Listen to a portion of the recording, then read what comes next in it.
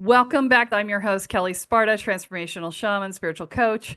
And I am here with my friend and fellow spiritual coach, Joshua Radewan, specializing in the paranormal world. And we're going to talk a little bit more about what happened to me over the weekend before we get into our topic of the day, which is creating your own reality. Speaking of creating my reality, I had my near death experience, which we talked about on the last one with falling underneath the whitewater rafting raft and getting trapped. And then the next day, I was scheduled to do a cacao ceremony. There's a friend of mine in town locally who wanted to learn how to do a cacao ceremony. And so I had offered to run one for him to have an experience of it because he wants to take it back to Turkey with him. And he's the guy who creates chocolates here. So it's in alignment with his energy. And I didn't have a vision for the ceremony yet. And so let me be clear. A cacao ceremony is simply about very simply just about being in connection with the earth and being in connection with the divine feminine energy through your heart. It's supposed to open your heart, right? But I am an overachiever. I can't help myself. And so the upshot is that when I did the cacao ceremony for the retreat that you came to, Josh, I actually combined the cacao ceremony with a blessing ceremony and a grail ritual. And I smushed them all together into a single ritual and taught you guys how to do good blessings and then put them into the cacao. And then we all drank in the blessings that everyone offered, including my dog, who had a lovely blessing to offer. And that was the ceremony. So this time I decided to wait to decide. I wasn't inspired immediately with what the ceremony was going to be. I always feel into the energy and see what shows up. And I invited Barish, who is the guy who was doing this, to come an hour early before the ceremony so that he could, one, learn how to make the cacao and how to put the energy into it and do the whole thing. And then the second reason was for him to help vision what we were going to do for the ceremony itself. Because cacao ceremonies can be a variety of different things, right? And so he and I both sat down to vision, and I had my near death experience the day before and had to clear the trauma that night or else I wasn't going to sleep. And so I had to learn how to do that. And then what showed up for me, and he visioned similarly but had different language for it. But basically we were both coming up with the same stuff, which is when you have trauma in your field, the container that holds the trauma is fear. And so what showed up was clearing the fear container after you've cleared the trauma. And I should have realized that this was going to be an intense ritual because 3 people canceled or didn't show up. And so anytime you have a bunch of people cancel or not show up from a ritual, it's because the intensity of the ritual is going to be more than what they want. And intuitively, they're picking up on that and they're like, okay, yeah, I don't need to be there. You got to trust who shows up in the room is the right person for what's going to happen, right? And I'd invited some friends. And so we ended up with 6 of us, including myself and my husband and Barish. So there were 3 other participants. And the work that we did was intensive, right? So the idea was, and this is not fast work. I want to be really clear. When you do this, it is not a crack it open and all falls down. That is not. You have to poke it a little bit and a little bit falls and poke it a little bit and a little bit falls. And you got to be calm and kind with yourself to let it go. It took me probably half an hour to clear the trauma from the thing that had happened to me the day before. And that was one small incident that lasted 30 seconds, minute and a half. I don't know however long it was, but it was one small incident that had happened the day before. So the fear had not had time to calcify. If you're dealing with something that's very long term, then the calcification of that fear is going to be much more intense. The understanding was that the ceremony would continue to work for as long as it took to clear that, and that you would just revisit it periodically. And if there was any trauma that needed to be cleared from the field before the container was fully released, that would also come up over time. And this is a massive healing thing, right? And we did this. And the reason I bring this up is because my husband walked into the room to bring me something just before we started recording. And Josh was like, hey, how you doing? And he's like, processing heavily. For those of you out there who are heavy processors, who are like, I want to clear my stuff quick, whatever, this would have been a ritual for you. So this is the sort of thing that I do at the retreats if that's what shows up in the room. Now, if everybody's at a level where they're not ready to do that, then obviously I'm not going to do the work at that level. I do the work at whatever level the people in the room are. And so don't panic if you're thinking about coming to the retreat and you're like, oh, I can't do that. Don't worry. If you're at the retreat and you can't do that, the energy will not allow for it. It's okay. Yeah. It was interesting. I want to expand on that a little bit with my experience with the cacao ceremony down there. So you know how it is. We go through this path, we step into the shamanic world, and then the fucking deja vus just get off the chain sometimes. And I've had deja vu last minute, 2 minutes. I was in deja vu for about 3 hours, and it started 2 hours before the cacao ceremony. And I was like, what is this? I was like, I have been here so many times. I was like, this is a unique part in my journey. And I was like, I could not stop and shake it throughout the whole thing. And I actually had to have your husband clear my field because I had an interesting interaction downtown earlier that day where I knew I butted up against some energy I probably shouldn't have. And that's what I do. I learn lessons like that from time to time. But I was like, I'm not doing this. I was like, nope, nope. And I was like, no. I was like, okay, this is a safe place. This is amazing. These are all your friends. I was like, let go of the fear because it was very fear related. Because like for me, when I go into deja vu, there's that instant where I've been there before. So I'm Mhm. like, okay, like I'm bilocating across dimensionally at this point, right? Yep. And more than bilocating to be in like that many places at once and have the recognition for that amount of time was a very new experience for me. And it wasn't bad. It was just different. It wasn't bad at all. And the cacao ceremony itself was absolutely beautiful. And I mean, the whole retreat was a highlight, but that was one of the real highlights of the retreat, I believe. Yeah, I just wanted to share that because that cacao is just brilliant medicine. Yeah. And it's heart-based. So, you're doing stuff that is related to that. And so we use the energy of cacao to do the movement. And I've been considering whether I want to do an entire episode on cacao or whether I want to do a retreat around cacao, or I don't know. I got to figure it out. But there's so many great things to do with cacao. And this is so today we're going to talk about creating your own reality, which is this. And you're thinking, oh, why are we wandering off topic on this? You don't usually talk about your life. And I'm like, but today it matters, right? It's like what you focus on expands, what you intend is what you create. So choose wisely, right?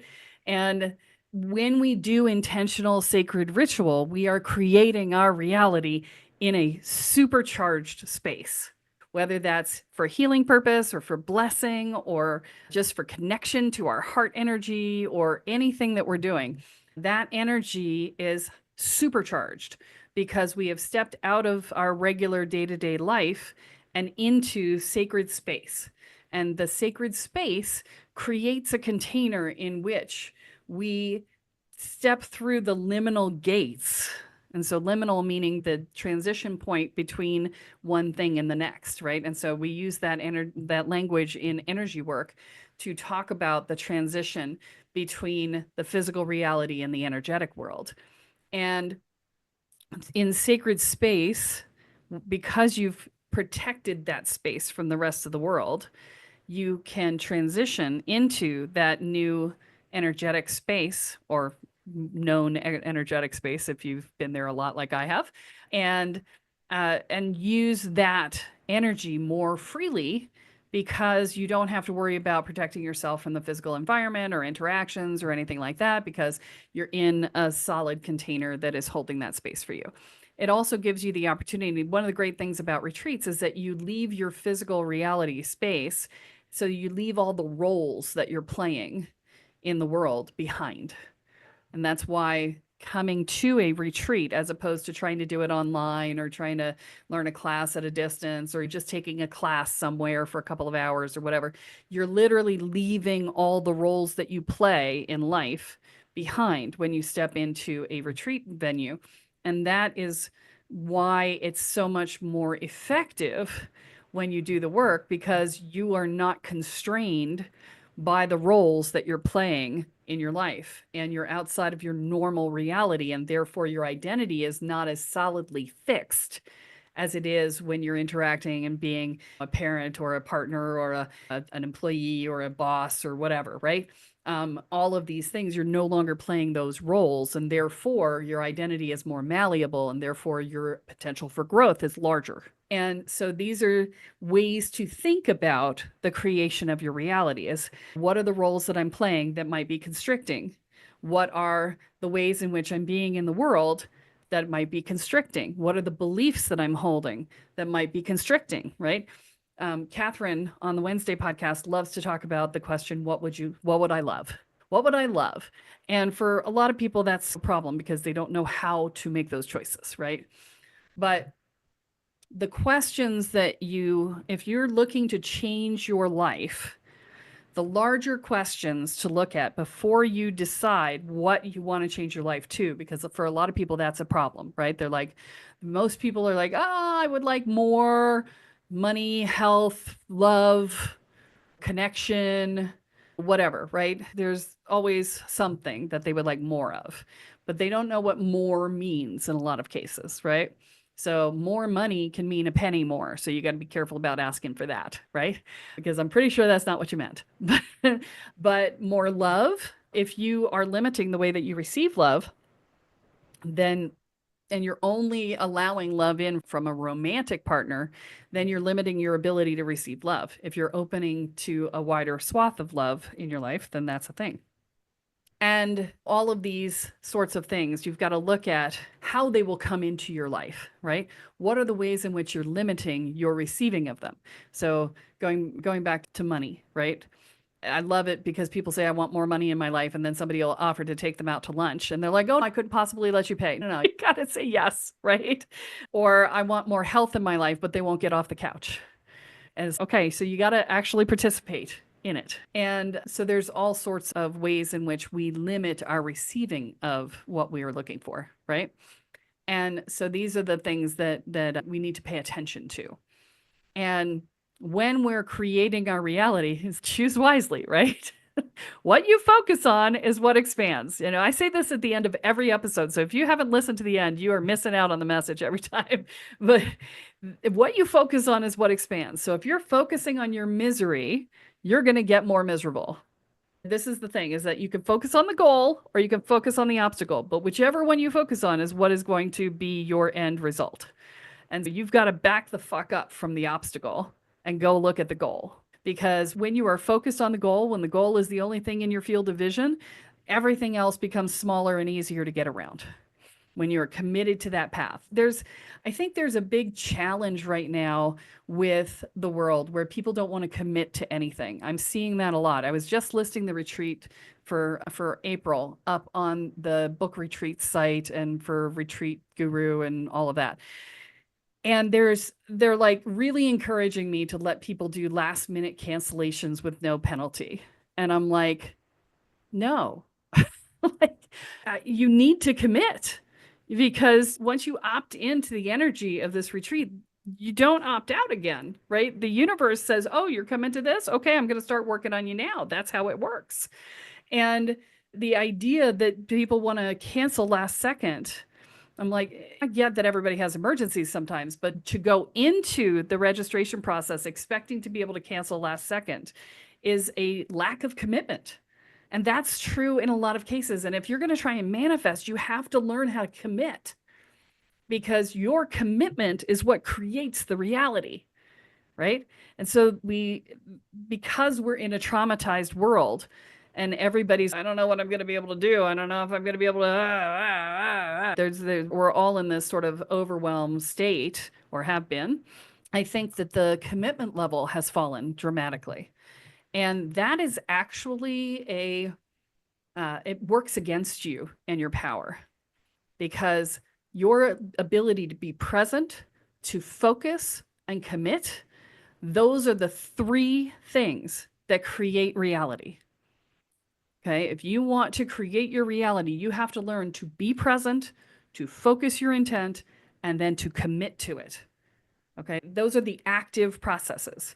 The passive processes are learning how to be with what is and allow it to work upon you, have faith in the universe that it's going to take you where you want to go without you trying to control the process or trying to understand it. Because a lot of times it takes you down paths that you're like, I don't freaking understand what this is about. Why am I doing this? I don't know, but I'm doing it, right?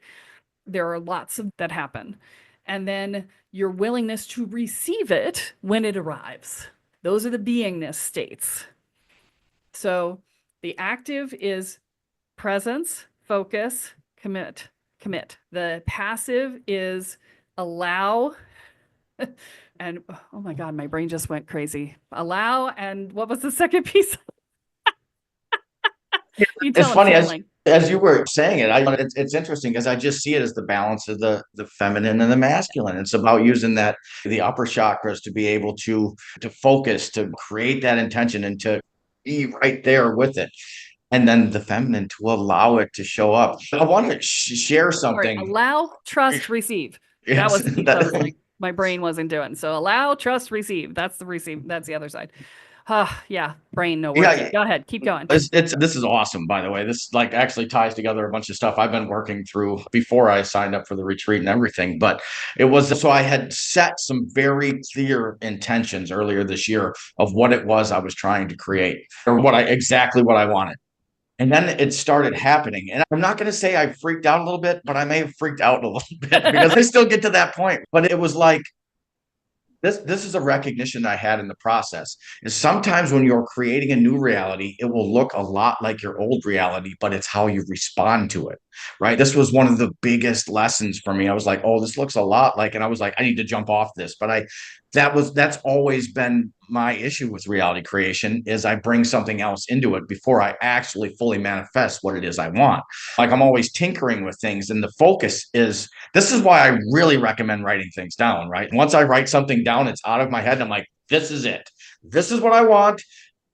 That's it. And I set the intentions that this is what I want until this shows up. I am done with anything else. Like no matter what my mind conjures up, this is it, universe, right? Because we're human. We're gonna have different thoughts. So this is what I want, right? So that the intention is set in stone right there. And then if I don't like where I'm at, once that shows up, then we can start the process over again. But this is the reality I wish to create right now. I like to use that in accordance to what spirit sometimes has different ideas throughout the process. But sometimes when you ask for a lot, you have to understand that it comes with lessons, right? Like Breakdown. you want more money? First, I've sat there and Gyan Mudra for months manifesting money. Never shows up. Why? Because there was no excitement about it. There was no excitement because I'm like, what's a fucking pile of cash going to do for me? And that's the thing. You find the excitement of what the cash will bring. Security, like experiences, being able to train across the world with teachers, vacations. It's the excitement of that amplifies the energy. That at least that's how it's worked for me. Because for years I did this and I'm like, nothing. Yeah. Right. And I want to bring us back to the word security because security is inherently fear-based. I would reframe security from security to freedom. I have the ability to be able to pay anything that I need to pay and do anything that I want to do, and nothing is a concern, right? Freedom from worry. I don't have to worry about anything. Everything's good to go. So I would reframe security to freedom just because that's a more positive aspect and you're not bringing fear into the conversation. I love that. Yeah. Yeah, absolutely. So that's the other piece is you got to look at the energy of the words that you're using, right?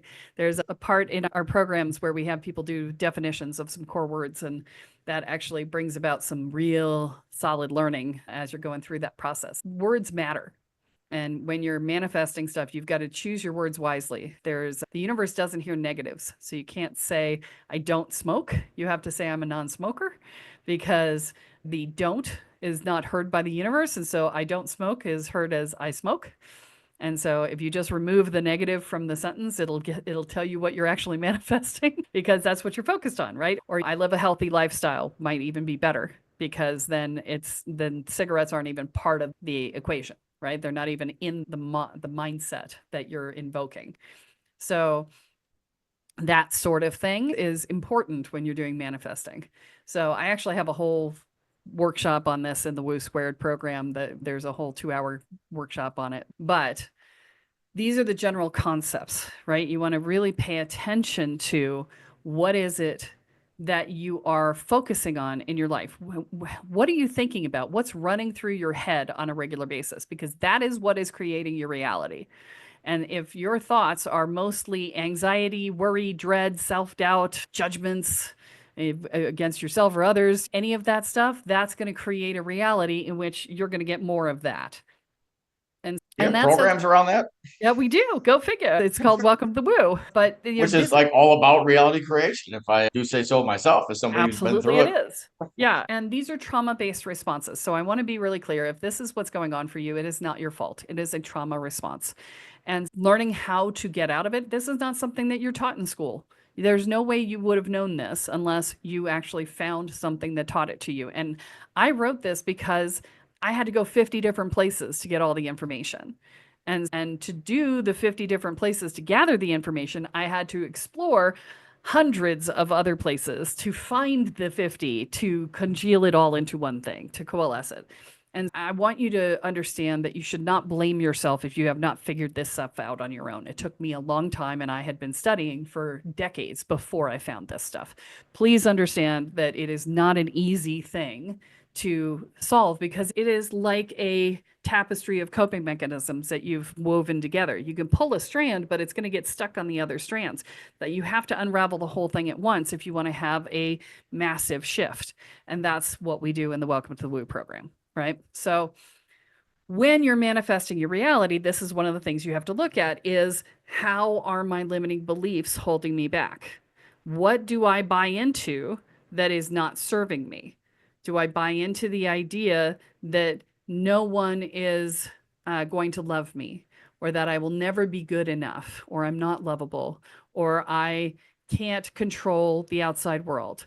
If you find yourself doing a lot of doom scrolling and rage scrolling and being angry at the man for different things, if that's part of your reality, you are investing in your victimhood. And you need to stop investing in your victimhood. I just had this question in one of my programs recently where they were like, the CEO of the healthcare company just got shot. And they were talking about how do you, all the people who were excited about that, right? And he's, I'm happy that they're getting comeuppance, but it's not okay to be happy that somebody got killed. He's like, how do I reconcile that? But the piece is you do what you can. If you're in a place where you are being oppressed, by something, you or someone or some institution or the patriarchy or whatever, right? Then you do what you can to fix it. So you contact your representative, you vote, you send money to the organizations that you believe in, maybe you volunteer for them, and then you let it go. Because you've done what you can do and nothing else is something you can do. And therefore, you need to stop thinking about it. You need to stop angsting over it. You need to stop being upset about it, whatever. And when you're in the moment of doing the work to change things, you need to not invest in the victim side. You need to invest in the solution, right? You need to be invested in the change, not in the problem. Okay. That's how you manifest your reality. So when we're talking about this, we need to be conscious of what we're paying attention to. And you really want to curate, especially around social media, you really want to curate your feed. So every so often in TikTok, I will go through and just shut off my FYP and I will start it over again because I want it to be a focus on positive things, not on the way the world's going to hell in a handbasket. And you get a lot of that in your feed just automatically because that's what the vast majority of people are putting out right now. And so you want to curate what you get, or you want to stay the hell off of social media, one or the other. Okay. Because if you're allowing your brain to take in all of this negativity, all of this victimhood, all of this upset, all of this angst, then you become anger, negativity, upset, and angst. And you don't want to be that because that is what you will then manifest. So you want to manifest positivity. You want to manifest happiness. You want to manifest joy. You want to manifest abundance. You want to manifest health. You want to manifest love. You want to be in the vibration of those things. Now, I do not mean you want to be in toxic positivity. I don't want you in denial. Okay. This is not saying, oh, nothing negative exists. No, we don't do that because those people get eaten by their shadows, right? Because they're not looking at their shadows. But there's a difference between acknowledging that things are the way they are and investing in the way that things are. Okay. And there's a difference. So like I look at the world and I go, yep, it's fucked up in a lot of ways, right? There's a lot of ways in which things are not going the way that I would love them to go, but I don't invest in them. Okay. What I do is I invest in creating the reality I want. So when the energy of the US got too intense for me, and I was like, oh, I don't want to be here, I left and I moved to Panama and I invested in the reality that I wanted. And every week, at least once a week, my husband and I look at each other and go, oh my God, this was the best thing we ever did. 2.5 years after moving, we're still blissfully happy here, right? We've found the community that we wanted. And it took us a while, don't get me wrong. We moved from Boston to Richmond, hoping to find community in Richmond and to be able to buy a house. And we did get to buy the house, but we did not get the community. The community was not available and it was COVID on top of it. But then that house provided the income, the money, because the house went up in value just intensely. And that fueled our trip here, which got us to where we wanted to be, which was intensely connected, beautiful community and beautiful location and wonderful energy and the whole 9 yards, right? And sometimes it takes a step to get there. And that's part of the deal is that when you buy in and you commit to a reality, you're going to get what you're committing to. And this is why I say choose wisely, because in order for us to get here, because I was like, oh, I don't know if I want to buy a house right now. And the universe is, no, you need to buy the house right now. So they flooded us out of our apartment. So that was, and found black mold in the apartment. That sort of thing can happen when you're in heavy manifestation mode, is that you will get a spiritual eviction, as Catherine calls it, and you get shoved in the direction that you need to go because you made a commitment. So the thing I would say that I think most people, so the biggest challenges for most people are the active ones, right?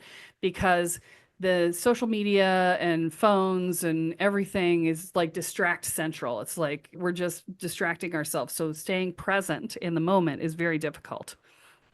I want you to ask yourself, how many times did you think of something other than this podcast while you were listening? That'll tell you how distractible you are, right? So I'm going to let you consider that for a second before I go on to the next one, because I know that just took your brain in different directions. 5 times. Oh, were you asking me? I was asking the listeners, but sure. So presence is something to really practice, is bringing yourself into the moment, not thinking about what's in the future, not worrying about what was in the past, not thinking about what people are thinking about you while you're having a conversation with them, just being present to the experience, right? And then focus, being able to stay focused in one direction and do one thing. And that's another really hard thing with the way we've set up our lives. People who are watching TV and playing games on their phone. It's like, how many ways do we distract ourselves? And then the commitment piece. How many times are you changing your mind and not going through with something you've committed to? Because that is a practice as well. You need to go and start treating your word as your bond. Because if you constantly break your word to yourself or to others, then the universe will not trust you when you ask for something.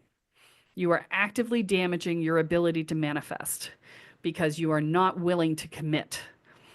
And so that's why it's so important that if you're making the commitment, if you're asking for something, you need to not tweak it. So you were talking about that earlier, Josh. This is what we do is we say, oh, I want this. And then we yank it back and we say, oh, with this tweak. And then we send it out. And then we yank it back and oh, that tweak. And we send it out. And then we yank it back. Oh, and this tweak. And then we yank it back, and the whole thing. And the universe eventually just looks at you and goes, whenever you decide, you let me know because I'm going to be over here. Because it's annoying, right? This is And you why it's don't good to believe be in a yourself. Yeah. This is why it's good. One of the pieces that I worked on is not manifesting from a place of non-groundedness, right? If I'm not grounded and I'm manifesting from intense emotion, which isn't my home place anyway, but it's where I'm like, I'm changing my life and I'm like snapping my fingers and I'm like, this is what's happening. And a week later, I'm like, oh, I didn't really want that. That was just like I'm manifesting out of discontent and possibly even anger, dare I say. At times, getting real clear with it. And that's why, once again, the writing it out. Another thing I just want to add is like one of the huge pieces for me is just the recognition that I'm already a powerful creator. Look at your life. What have you been expanding? What have you been thinking about? Is that what you're living? Yeah, because you're a powerful fucking creator. Now take that and realize if you make the shifts that Kelly just talked about through here, you can create a whole new reality. Yeah. And these are the ways in which people run into problems. And I think the commitment one is huge. It's more huge today than it was 20 years ago. 20 years ago, it was so much easier to get present, to stay focused, to commit. It was not acceptable to change an RSVP last second. It was not acceptable to cancel on people last second. It just, you made the commitment, you showed up. That's what it was. Today, that is very different. And I think that does not serve us because when we do that in our lives, then we end up doing that in our manifestations and then we end up not getting what we want. It is a slow breakdown of our ability to manifest is what we've been experiencing over the last 25, 30 years. And that is counterproductive to our own manifest destiny, right? It's like this whole concept of creating our reality, right? And then the other side of things is, and I saw a reel on this on Instagram earlier yesterday, I think. And the idea was he had created a reality for himself that was so self-abusive that making it slightly less self-abusive was a treat, right? It's not the same thing. So this is the other thing is that we tend to, especially in the US, we value our productivity so highly that we end up in a state of emptiness 90% of the time. And because we've given everything we have and we've got nothing left to offer. And so that's where a few years back we were started to talk about quiet quitting. And the quiet quitting was actually people just starting to work a reasonable schedule, doing reasonable amounts of work. It was not actually quitting. It was the corporate angle on it that called it quiet quitting. But it was, no, I'm not going to give my whole freaking level of energy for the entire day to someone who's only paying me for half the day. Right? I'm not doing that anymore. I've seen the insanity of that way and I am moving out. That's another piece of the puzzle is that we often give away too much of our energy so that we don't have any energy left for our own manifestations. And so that's another piece. And then the ability to trust in the universe. And when you're doom scrolling and you're focused on the negative, which is again a trauma response, we've all been traumatized. The pandemic traumatized everyone. So we're getting nothing but trauma on all of our feeds in a lot of cases. And if that's what's happening, then that's what you're focusing on. And then you're creating more of that experience of feeling victimized. And so all of this is coming into play. And then receiving, if your value is based on productivity and it is better to give than to receive, which by the way is stupid since it's a binary system, but we won't even go there. If nobody gives, nobody can receive. It's just they're equal. Just fucking believe me. Anyway, so if you're in that state where productivity is what creates value and you don't have an internalized sense of value, which is what we work on in Woo Squared, but if you don't have an internalized sense of value, then you won't be willing to receive because receiving lowers your value because you have to be giving in order to be valuable, right? So these are all the ways in which we mess with ourselves and don't allow ourselves to manifest. So if we talk about creating our own reality, then that is really, those pieces are the critical factor pieces. Okay. You have to learn to trust the universe and not invest in that victim state. You have to learn how to receive. You have to learn how to be present. You have to learn how to focus. You have to learn to do all of these pieces, including commit. Commit. Yeah. All right. I think that's what we have for this week. This is a chock full episode. And so if you're going to share one with your friends, this would be a good one to share. And remember, what you focus on expands. What you intend is what you create. So choose wisely.